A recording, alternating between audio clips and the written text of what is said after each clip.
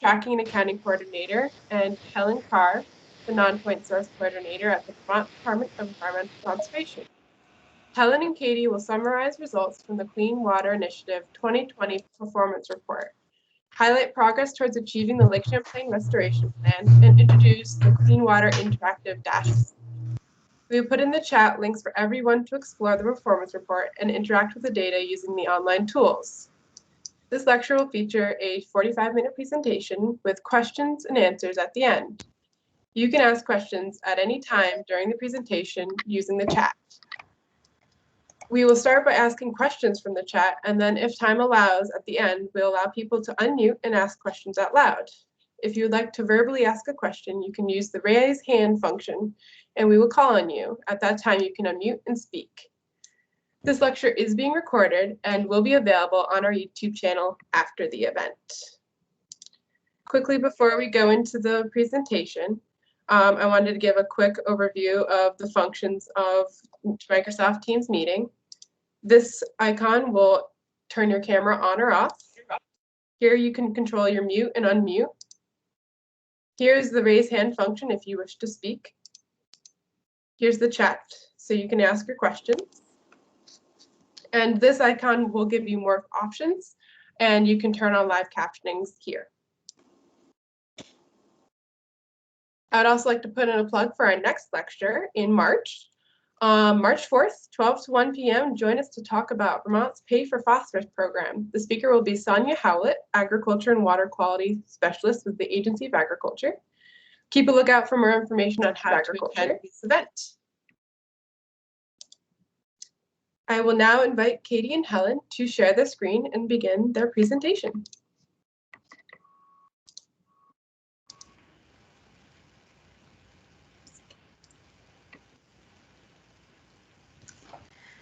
Thanks, Rachel, for the introduction. I'll let Katie put the presentation up.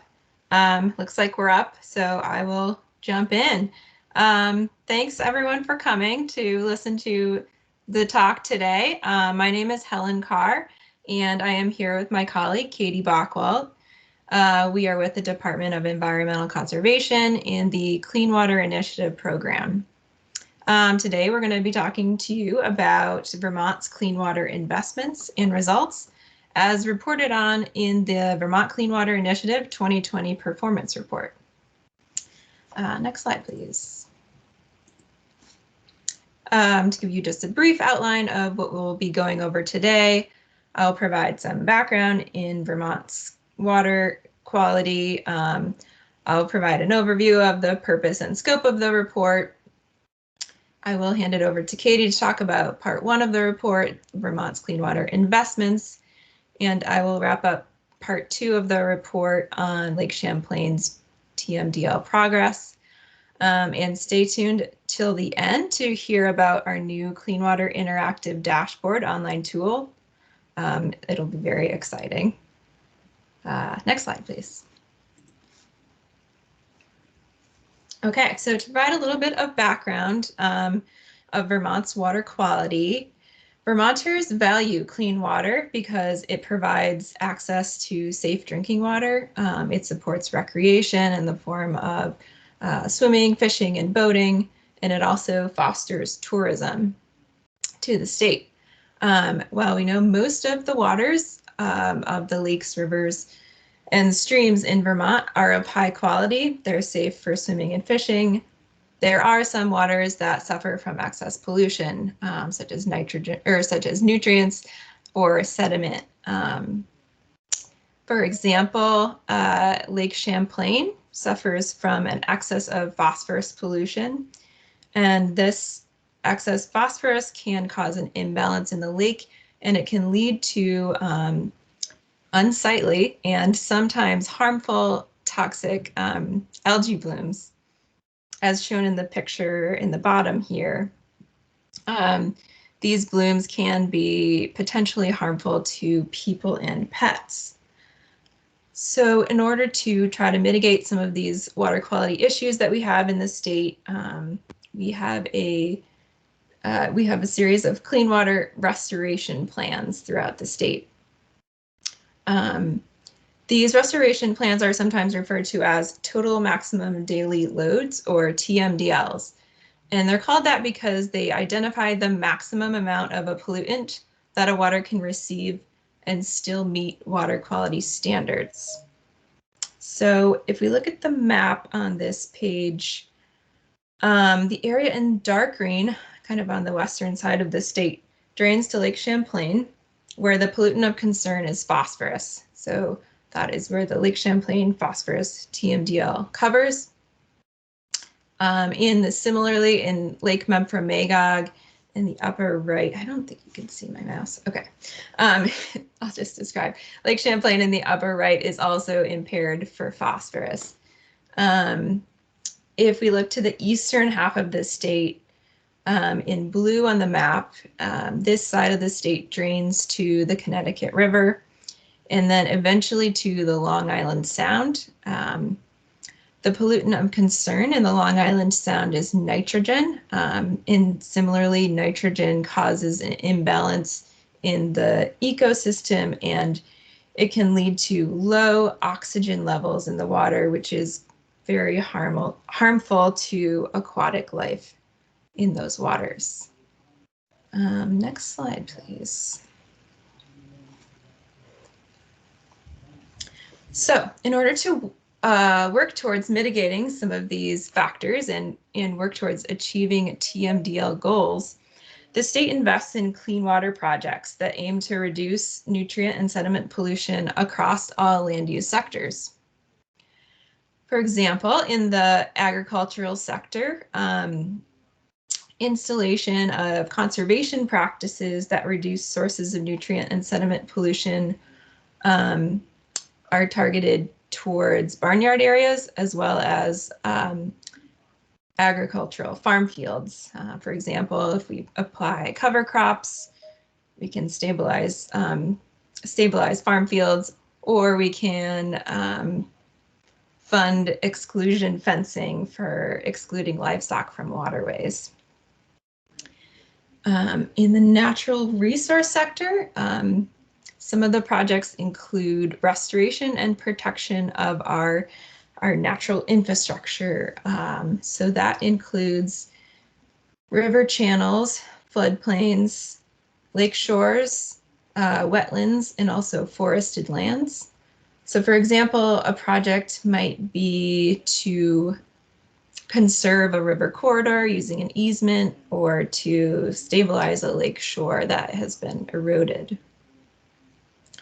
In the stormwater sector, these practices treat runoff from impervious or hard surfaces, such as parking lots, sidewalks, driveways, etc. For example, you might see a rain garden, which helps to trap, collect, and infiltrate runoff from hard surfaces. In the road sector, this involves installation of practices on paved and unpaved roads and their roadside ditches that help prevent erosion. So you might have seen along the roadway some new fresh stone-lined ditches and or potentially a culvert replacement. And so those types of projects help to stabilize the road and reduce erosion. And then lastly, in the wastewater sector, projects focus on decreasing nutrients from wastewater treatment facilities. So some of the projects that we would fund would include a replacement or an enhancement of aging wastewater infrastructure. Next slide, please. Great. So in addition to helping improve water quality, these clean water projects can provide additional benefits in the environmental, economic, and social benefits. So for example, some projects can improve fish and wildlife habitat. If we fund projects to plant trees along streams or remove unhelpful dams, those types of projects can help improve both the in-stream and the on-land wildlife habitat. Some projects help protect against the impacts of flooding. For example, a project may restore a river's access to its floodplain, which allows floodwaters to slow down and spread out. Or we may fund protecting and restoring of wetlands, which are so important because they act as nature's sponge to absorb floodwaters and nutrients. Some clean water projects, such as replacing culverts or stabilizing roads, help to improve our infrastructure and make it more resilient, and they can also help reduce maintenance costs down the road. In addition, the influx of state funding to develop clean water projects increases work opportunities for local organizations. For example, in the photo, we're showing a picture of a couple of different youth work crews, such as the Northwoods Work Crew and the Vermont Youth Conservation Corps. The state provides funding to these groups that help youth gain work experience as well as improve water quality. And lastly, I'll mention that healthy streams and lakes have been especially important during the pandemic, with many Vermonters turning to outdoor activities such as fishing and paddling as a means of socially distant recreation. Next slide, please. So I will jump into a little bit of overview of the report. The performance report for us is a tool that provides accountability and transparency to the public, the legislature, and even the EPA, or the Environmental Protection Agency. We use the following accountability measures throughout the report to show the progress that's being made. So investment measures show how and where the state is investing in clean water projects, from planning to design and implementation. Education and outreach measures focus on the efforts of outreach and technical assistance, and they help to identify and develop clean water projects. And this is just a really important piece of this because it does increase public awareness and engagement of implementing our clean water priorities. Project output measures help us quantify the results of state-funded clean water projects. An example of a project output measure might be the miles of road that were improved or the total acres of agricultural land treated. And lastly, we have pollutant reduction measures, which help us estimate the nutrient load reductions achieved by clean water projects. Pollutant reductions can only be estimated for phosphorus in the Champlain and Memphremagog basins at this point. We will hear a little bit more about this later on in the presentation. Next slide, please. Okay, so a little bit of overview on the purpose of the report. The purpose of the report is to summarize clean water efforts in Vermont and demonstrate how investments, educational programs, and regulatory programs are making a difference. There are two parts of the report as shown here, but both parts have the same time frame, and it runs from state fiscal year 2016 through state fiscal year 2020.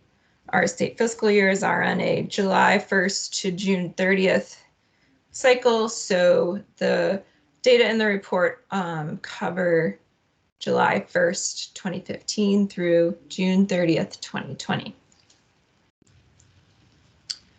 And in the first part of the report that Katie will talk about in a moment, it summarizes state agencies' investments in clean water projects and the results of those investments, as well as education provided through outreach and technical assistance efforts. And these programs are statewide, so those results are reported statewide. Compare that to part 2 of the report, which focuses just on the Lake Champlain Basin and the progress we're making with the Lake Champlain TMDL.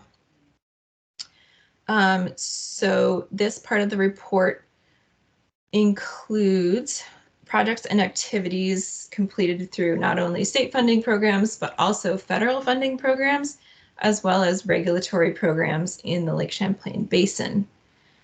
These programs often overlap. So for example, state funds can leverage federal funds, or sometimes funding programs can support the cost of regulatory compliance. So there is a bit of overlap there.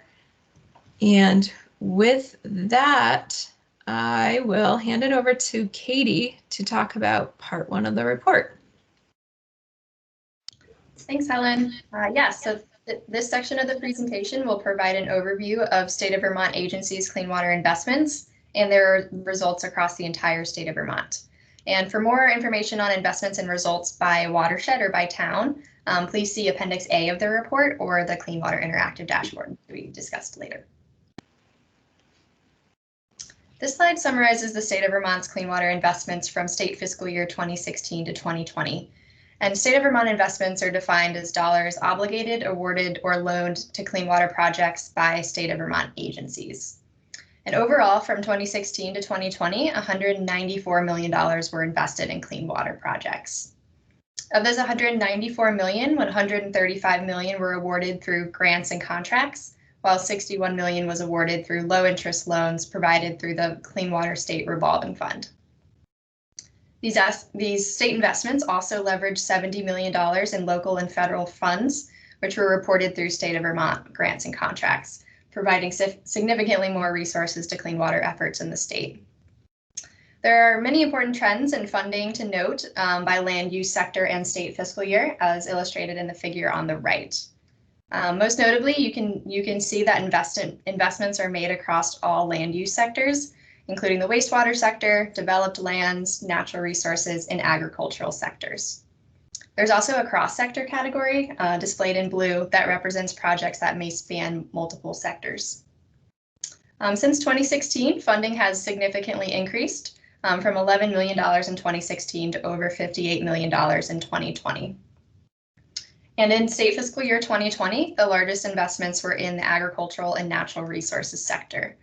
And from 2019 to 2020, you'll note a very large increase in natural resources funding, which was due to a new natural infrastructure interim financing program established through the Clean Water State Revolving Fund.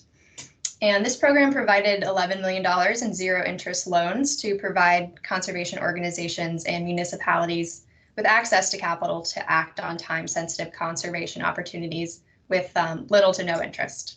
And organizations then have 5 years to bring together grant funding to pay off the loans to the state. Another trend you might note is the apparent decrease in funding in 2019. And what appears to be an apparent increase in funding is actually due to variability in dollars awarded through municipal pollution control grants. These large infrastructure projects often span multiple years, and the dollars are not awarded until the project is fully completed.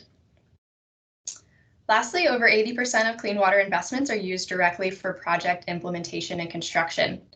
And the other 20% of the funds are used for project identification and assessments, as well as project design, education, and outreach. And these assessment, identification, prioritization, and development efforts are very important for ensuring the state invests in effective projects. And it also allows the state to terminate unviable projects early in the process. This slide summarizes results of state-funded clean water projects from 2016 to 2020. So first, beginning with education and outreach, there were over 2,000 outreach events held that provided over almost 6,000 hours of education to over 57,000 people from 2016 to 2020. And these projects are important because they increase public awareness and engagement in clean water priorities and activities. And an example might include the nutrient management planning courses funded by the Agency of Ag that are conducted by University of Vermont Extension Program. Within the agricultural sector, there were over 90,000 acres of agricultural conservation practices implemented, and these practices reduce sources of nutrient and sediment runoff from farm production areas and barnyard areas and agricultural fields. And an example of this is provided in the bottom right, which is a picture of cover crop in the town of Middletown Springs. And cover crop helps reduce erosion from otherwise bare soils in the winter. Within the developed land sector, there were over 200 municipal road miles improved from 2016 to 2020. And many road projects are driven by the MRGP, also known as Municipal Roads General Permit. And these road projects make roads more resilient to washout and erosion. And in the top right photo, we can see Town of Stowe grader mounted rollers, which are used to compact a freshly graded gravel road to make the surface far less vulnerable to erosion from precipitation as well as traffic. Also within the developed land sector, there were 332 acres of impervious or hard surfaces treated by stormwater practices. And these practices treat polluted stormwater runoff and control flow from developed land, such as parking lots, rooftops, and sidewalks. The photo on the left is an example of a stormwater best management practice. This is the gravel wetland at the Hazen Union School in Hardwick, which was installed to treat runoff from the adjacent parking lot. Within the natural resources sector, there were 290 riparian acres actively restored. And riparian refers to the areas directly adjacent to waterways. And these active natural restoration projects restore the functions of floodplains and lake shores, such as through the planting of trees along rivers, as well as the remediation of erosion directly along shorelines. Lastly, within the natural resources sector, there were over 1,200 riparian acres passively restored through conservation. And an example of passive restoration might be river corridor easements, which are projects that conserve land to allow the stream to regain equilibrium. And the stream equilibrium is the least erosive condition, where the stream or river has space to meander and access the floodplain, allowing floodwaters to slow down and spread out. This slide summarizes the estimated total phosphorus load reductions achieved by state-funded projects from 2016 to 2020. And before we dig too much on the trend, I think it's important to provide some background on what our estimated total phosphorus reductions represent. So while the ultimate indicator of our clean water progress is measured and visible water quality, it will take time for Vermont's waters to realize the benefits of clean water projects due to the many variables that affect pollutant loading and water quality. So to provide interim accountability and to estimate progress towards achieving TMDLs, we estimate the phosphorus reductions achieved by individual clean water projects. And projects receive phosphorus reductions based on the efficiency of the practice at reducing phosphorus loading, and this efficiency is applied over the lifespan of the practice. And lifespans and efficiencies both vary based on the project type. For example, many agricultural practices, such as cover crop or manure injection, are annual practices that must be repeated annually in order for reductions to continue, whereas stormwater treatment practices are structural solutions that are engineered and designed to last more than 20 years. It's also important to note that estimated total phosphorus load reductions presented here represent the amount of phosphorus loading reduced from the watershed, and these estimates do not represent an in-lake reduction in total phosphorus. Lastly, I want to highlight that we cannot yet estimate phosphorus load reductions for all clean water project types, and we can only estimate them for project types in the Lake Champlain and Lake Memphremagog basins. However, the Clean Water Service Delivery Act, also known as Act 76, requires the state to address these gaps in our methods to estimate total phosphorus load reductions within the Champlain and Memphremagog basins by November of this year. So there are several important trends to highlight in the figure on the right.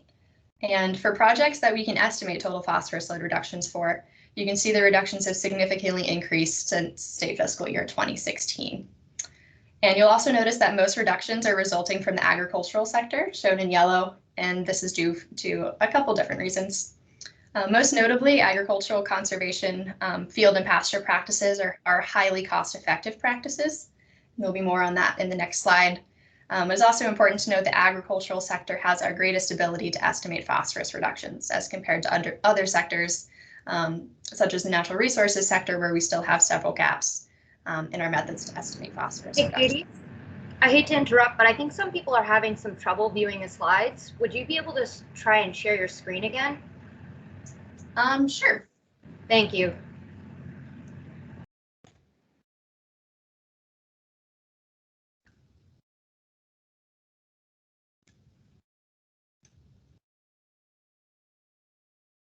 Is this better? I see the slides, so unless anyone else doesn't see it, I think you can proceed.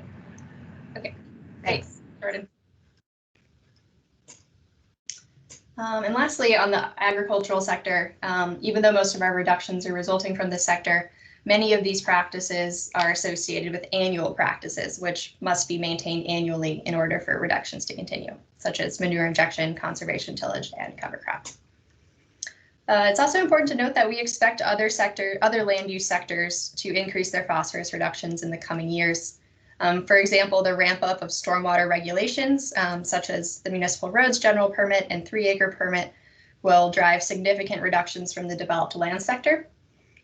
And also our enhanced funding through the future water quality restoration formula grants to clean water service providers will support non-regulatory targets with a focus on natural resources restoration. So because all of our clean water projects have a given lifespan, the construction and implementation of clean water projects must continue in the future in order for phosphorus reductions to continue. If we were to invest in future projects, then we would eventually see the drop off of these reductions, which would have an impact on water quality. And as a reminder, these are just the state-funded phosphorus reductions, and reductions from regulatory and federal programs are presented in part 2 of the report and later in this presentation. So lastly, this slide summarizes the state cost effectiveness of 4 major project categories. And understanding cost effectiveness is important for prioritizing state investments in clean water projects. And cost effectiveness is defined as the state cost per kilogram of estimated total phosphorus load reduced over the lifespan of the project. Or in other words, it represents how much it costs to reduce 1 kilogram of phosphorus based on that project type. And since our cost effectiveness estimates are based on anticipated project lifespan, if the project exceeds the anticipated lifespan, then our cost effectiveness estimates of the project would improve. It's important to note that cost effectiveness estimates are only possible for projects that have both phosphorus load reduction estimates and cost data at the project level. And as a result, cost effectiveness estimates are not yet possible for all clean water project types. So in the figure on the right, we have a violin plot illustrating the cost effectiveness of agricultural field and pasture practices, riparian buffer restoration, road erosion remediation, and stormwater treatment.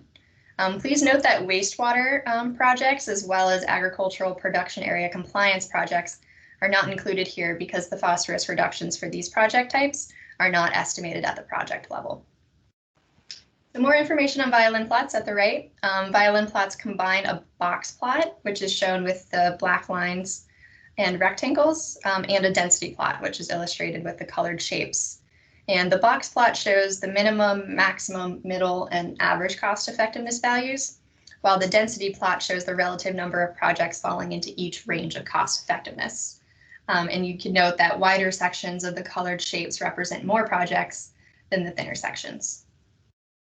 So overall, we can see agricultural field and pasture practices in yellow are the most cost effective at reducing phosphorus loading, costing an average of $97 per kilogram of total phosphorus load reduced. Please note this does not include barnyard and production area practices, which do not have phosphorus and cost data at the project level. Stormwater is relatively the most expensive of the categories displayed here, costing an average of $4,500 per kilogram of phosphorus load reduced. And this is because stormwater BMPs are structurally engineered solutions, often with high design, engineering, and construction costs. Lastly, you'll note that road erosion remediation projects have the greatest range and cost effectiveness, which may be the result of municipalities remediating the highest priority and most complex road segments first to comply with the municipal roads general permit. So while projects vary in cost effectiveness, clean water planning efforts strive to target the most cost-effective project opportunities within each category. And while some categories are relatively more cost-effective than others, we are required to reduce phosphorus pollution across all land use sectors in the TMDL in order to meet our water quality goals. So that wraps up the section on state investments and results, and I'll hand it over to Helen to discuss the Lake Champlain progress report. Great, thanks Katie for that great overview of part one. For part two, I'll remind folks that this part includes data not only from state funding programs, but also from federal funding programs and regulatory programs that have been implemented within the Lake Champlain Basin. This part of the report is important because it is also provided to EPA to track our progress implementing the Lake Champlain TMDL. And if you go to the next slide, I will provide a little bit more background on the Lake Champlain TMDL and how we're held accountable to meeting goals. So an accountability framework was established within the Lake Champlain TMDL to provide reasonable assurances that reductions would be achieved. In phase one of the framework, it established programmatic building blocks needed to achieve the TMDL. This included things such as new stormwater regulations and updated agricultural requirements, as well as it required us to identify a long-term funding source for clean water work into the future. And at this point, we have successfully completed all phase one milestones. And we are on to phase two. So phase two of the TMDL incorporates tactical basin planning watersheds and tactical basin plans and implementation tables within those plans. So if we look at the map on this slide, we can see the Lake Champlain Basin broken down into sub-watersheds. Each sub-watershed or tactical basin planning watershed is required to develop a tactical basin plan. And these plans outline implementation efforts and targets. So each plan is a 5-year plan that includes an implementation table of specific strategies and practices to be implemented by identified dates. So each subbasin is required to implement a plan, an interim report, and a final report 5 years after the plan is published. And these plans are staggered throughout the state so that we only have to report to EPA on 1 or 2 basins per year. So for example, if you look at the Missisquoi watershed up at the top, their basin plan was published in 2016. And last year in 2019, they submitted an interim report to EPA. That report was approved and showed satisfactory progress towards meeting the TMDL goals. And then in 2021, they will be required to submit a final report on the Missisquoi Basin, and in turn, EPA will provide a report card back to the state that lets us know that we're making satisfactory progress on those goals. Okay, I'll move to the next slide. So to go over some of the results, this chart shows estimated total phosphorus load reductions in metric tons per year. So you might notice it's similar to the one that Katie presented a little bit earlier, where it's showing phosphorus reductions over time by different land use sectors. So the cumulative effect in 2020 is that we have reduced 28.2 metric tons, which equates to 62,000 pounds of total phosphorus reduced in the Lake Champlain Basin in 2020, or state fiscal year 2020.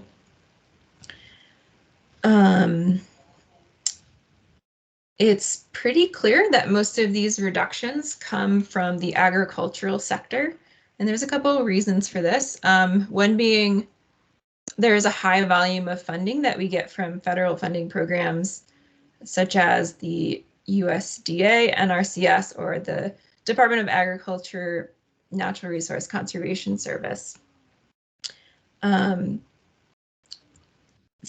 The second reason we might see a lot from the agricultural sector is because, as Katie mentioned, agricultural practices are highly cost effective, so it doesn't take as much money to implement quite a few of the agricultural practices. And then thirdly, we have methods in place to estimate phosphorus load reductions from almost all of the agricultural practices that we implement. While there are some other land use sectors that have gaps in methods to estimate phosphorus reductions. One important thing to note is that these reductions are the result of a cumulative effect of implemented projects based on the project's lifespan.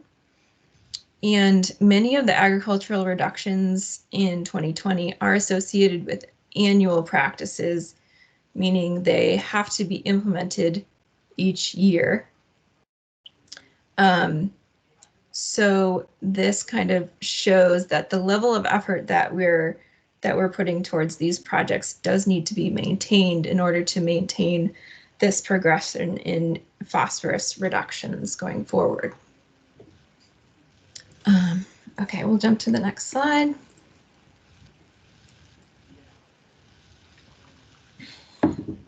All right, so what does this mean in terms of the Lake Champlain TMDL? So this figure shows similar reductions to what I just showed you, but it is in the context of the TMDL. If we look, so the chart is showing total phosphorus load, again in metric tons per year. And the bar all the way over on the left shows the baseline phosphorus load that was based on modeled data from 2001 to 2010. All the way over on the right shows the target load reduction that we are required to meet by the year 2038. And that reduction is 212 metric tons per year. I'll note that we do not need to reduce phosphorus loading all the way to zero.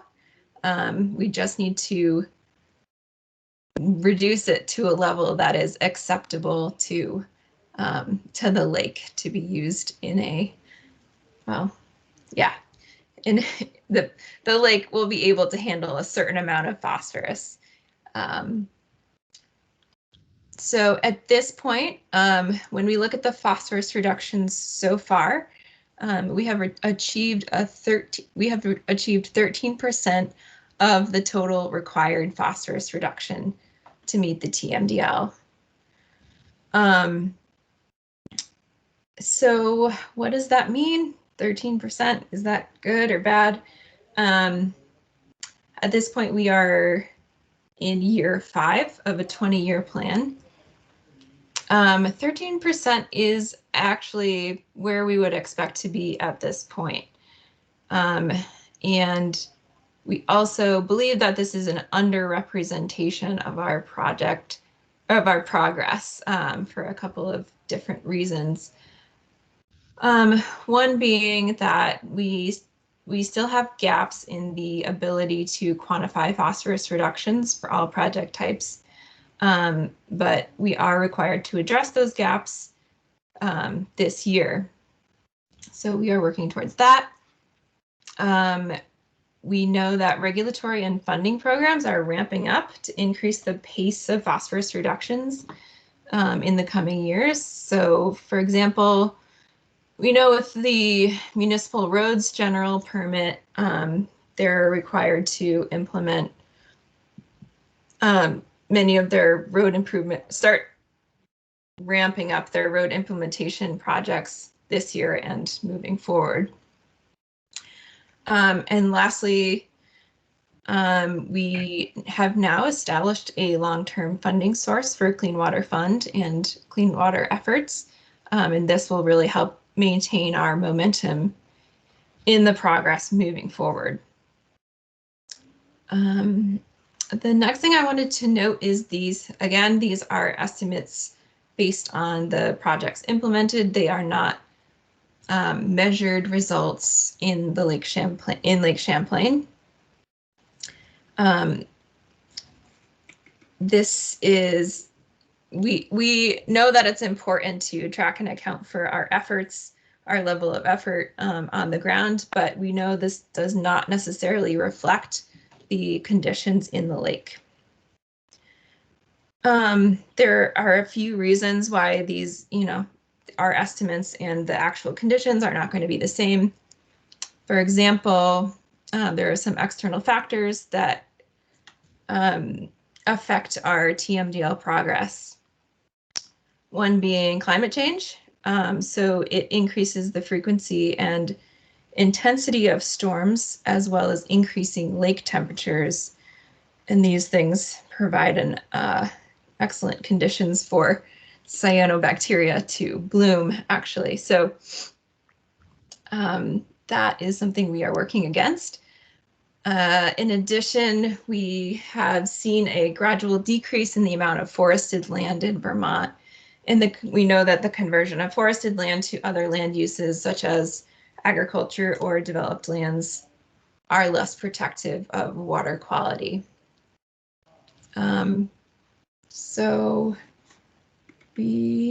I think the next slide, if we go to the next slide, I will kind of wrap up what we've talked about. So in the past 5 years, we have taken significant steps towards improving water quality in Vermont's rivers, lakes, and wetlands. But we know that our water quality challenges have been created over the course of decades, and it will take a long time for water bodies to recover, especially large and complex water bodies like Lake Champlain. We do expect to see an increase in estimated phosphorus load reductions in the coming years, based on the some of the points that I just made, which include we're going to see new regulatory programs in the stormwater sector. We have now established a long-term funding source so we can maintain progress, and we are continuing to develop new methods to estimate phosphorus reductions for all types of clean water projects. So to conclude, these results that we have presented in the report are very encouraging, but we know that we need to continue to invest in Lake Champlain and other water bodies in order to ensure a full recovery in the coming years and decades. So that is all I had for you. I will hand it back over to Katie to talk about our Clean Water Interactive Dashboard. Yeah, thanks, Helen. I'm going to hop out of PowerPoint and go into the browser and show you how to access our Clean Water Interactive Dashboard. So the first place you want to go to access this is the Clean Water portal. And you can find the Vermont Clean Water portal by quickly typing that into a Google search. And the Clean Water Interactive Dashboard is the first link that is displayed here. So when you click that link, you are taken to the Clean Water Interactive Dashboard homepage.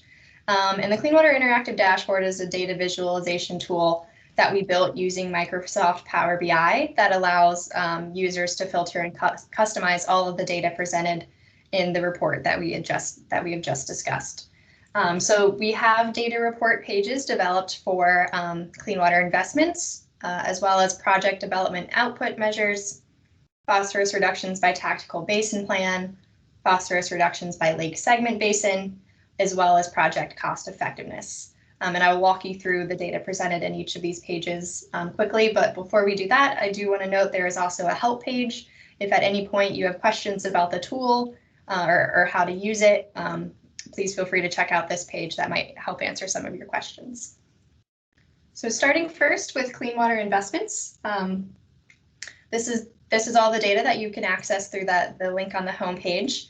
And you'll note on the left, we first have a map of the state of Vermont. And all of these shapes here are our tactical basin planning watersheds. And when you hover over a given watershed, you can see the funding by that basin in the little black pop-up that hovers over the watershed. Also on this page, we have state investments by state fiscal year. We have state investments by sector and state investments by project step. And you can also change the data that are displayed in any of the charts by changing the funding types here. So the report defaults to state funding and state loans, but if you're also interested in seeing local match, federal match, or Clean Water Fund operating, you can add those to the chart as well. And you can click and unclick any of the options if you're interested. And the cool functionality of this report occurs when you click on any shape within the report. So for example, I clicked on the Winooski Basin, and what that does is filter through all of the other visuals to show you what is specifically associated with that tactical basin.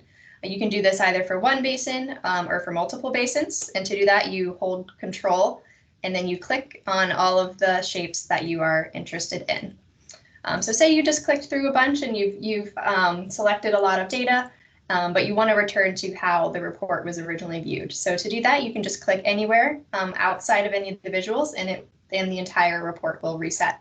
And this filtering functionality is available for any of these graphics. So if you're also interested, for example, in state fiscal year 2020, just 2020, it will filter through all the other visuals as well. So I just want to briefly take you through the other pages. We have a page dedicated to project development and output measures. You can filter through the list of measures by clicking on any given basin plan, and you can select and unselect any sector that you would like, as well as any program category. So the report defaults to state funding only, but you can also look at regulatory outputs and federal outputs, or all outputs combined. We also have a page on estimated total phosphorus load reductions by state fiscal year and tactical basin. And here the report defaults to all phosphorus load reductions, but if you're interested in state only or regulatory or federal, you can select through those as well. We also have a page dedicated to Lake Champlain TMDL progress. So as Helen mentioned earlier, we're approximately 13% of the way to achieving our TMDL goals, but the TMDL also breaks out total phosphorus loading targets by segment watershed. For example, for the Missisquoi Bay watershed, which is in the northern part of the state, the reduction goal is 87.7 metric tons per year, and this graphic displays that we have achieved 8 metric tons per year. Hi, Katie. Just want to give a quick warning, 5-minute warning. Yep, last one here. So this is our last page on Clean Water Project cost effectiveness. The report defaults to state funding only, which is what is displayed in the performance report as well. But in this tool, we also built in the all funding category to also include local and federal leveraged funds on a project to give a more representative picture of the total funds dedicated to these project types. And you can also select and unselect specific project types if you would like to adjust the scale to see more detail on the data presented here. So yeah, that is all that we had for you today on the performance report and our data tools. Awesome. Thank you so much, Helen and Katie. That was wonderful. And sorry, folks, for any of technical difficulties. This lecture was recorded, and we will have it on our YouTube channel in case you missed anything. There also will be PDF slides on the webpage for you to view if you feel like you missed anything. So we will go to questions. And we have a question about Bennington County and a question from Joe. Hi, has Bennington County received in the range of $5 million for stream and riverbank restoration? And where would this money come from?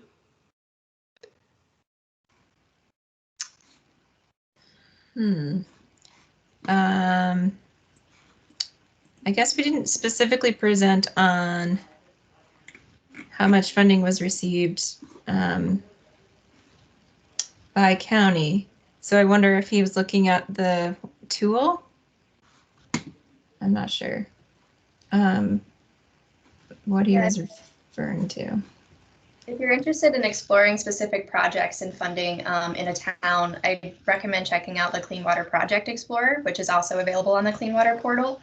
There you can see the results of projects that have been completed, as well as the funding that has been allocated to projects that are ongoing. So I would suggest checking out that tool for more information. Awesome, thanks. We have a question from Meg Modley. Do these summaries of investments include the TMDL funds from Lake Champlain Basin program? So I saw that question, I think, when Katie was presenting. So I think that in the investment report, the charts that are related to investments are focused on just our internal state agencies funding programs. So funds from the Lake Champlain Basin program or any other external funding sources are not included in those charts. Can I provide a little bit of clarification? Sure. The Lake Champlain Basin Program TMDL dollars that Vermont DEC manages, that is included in that section of the report. Lake Champlain Basin Program external funding that Lake Champlain Basin Program manages is only included in this. Is it the second part of the report? Federal dollars are not reported in this report. It's in Appendix A. There's a section of Appendix A that talks about the federal funding sources. Yeah, thanks. Thank you, Jordan, for clarifying. What kind of, we had a question about remediation practices in agricultural fields in accordance to like the different costs. Could you guys give an example of maybe some different remediation practices? For example, there was a question about what would be a remediation practice for as low as $3 per kilogram of phosphorus removed? Yeah, thanks for the question. Within the agricultural sector, the range of practices is from $3 to $705, and of course that depends on the practice type. I don't have the specific project by project data off the top of my head, but the agricultural field and pasture practices include practices such as cover crop or conservation tillage, livestock exclusion from surface waters, and manure injection. And within that, each practice will have its own cost effectiveness value. For example, we would not expect a practice such as manure injection, which uses a fairly expensive piece of equipment, to cost the same as for example, livestock exclusion from surface waters, which involves the installation of a fence. So yeah, unfortunately, I don't have the numbers right off the top of my head for each practice, but there is variability within the agricultural sector, as well as within all the other sectors as well. Awesome, thank you. Kate Kelly asks, for the type of agricultural projects that require annual implementation, like cover cropping, do they get counted as phosphorus reduction every year or only once? So they get counted for each year that they are implemented. So if a farmer implements cover crop in 2016, they will receive credit for 2016. But then if they don't implement the cover crop in 2017, then they won't get credit for 2017. But then if they start again in 2018, they will get credit for the year that they implemented the practice. Awesome, that's great. We have a question about where does reduced phosphorus go? Is it sequestered, and how will we have to wait until TMDLs are normalized before, like how long will we have to wait before we can see cyanobacteria being remediated from Lake Champlain? Sure. So the phosphorus reductions essentially represent how much phosphorus has been intercepted by a best management practice. For example, if we have a stormwater rain garden, all of the runoff from an impervious surface that goes to that rain garden, say only approximately 30% of that phosphorus is captured within the rain garden, it stays within that practice. So 30% of it is kept from going to a waterway. So our practices essentially intercept runoff from reaching a river stream or lake or wetland. And as far as our progress towards seeing a measurable difference in water quality and cyanobacteria blooms, it's hard to say and put a single value on it because there are many factors that affect watershed loading, such as rain events and storm events and land use change in the watershed, but then also within the lake, there are lots of internal nutrient cycling. For example, there's also phosphorus loading that occurs from the sediments within a lake. So over decades and decades, phosphorus can build up in the bottom of the lake and actually be released from the sediments. And that's a very unpredictable and challenging process to quantify and estimate. So unfortunately, we aren't sure when these water quality changes will be visible, but we are making good progress in reducing phosphorus loading from the watershed. Awesome. We have a couple more minutes, so we'll do a couple more questions. How do we set realistic expectations while conducting a full court press to take all actions possible to reduce pollution to our Vermont lakes? That was really a background question, so it's okay if you want to skip that one. Okay. It's really just saying, when we say we're going to try and achieve recovery of a lake, what does recovery of a lake really look like? Because lakes naturally age. So just that background sentiment of setting realistic expectations for nutrient and pollution reduction in our lakes. That's it. Yeah, that's actually a very important point too. For example, there are some lakes, like I can think of Lake Carr, where some lakes are always going to be shallow and fairly productive, which means that they're going to be subject to excessive algal growth all the time, and that might be the lake's background condition. So yeah, it's definitely important to set those realistic goals because you're not going to take a super eutrophic lake all the time and turn it into an oligotrophic lake. So that's important to keep in mind. Awesome. Well, we are at time. Thank you, Helen and Katie, and everyone for joining us. If we did not get to your questions, why don't you follow up with us and we can try to get you guys an answer. Thanks, Rachel. Yeah, thank you. Thanks, everyone.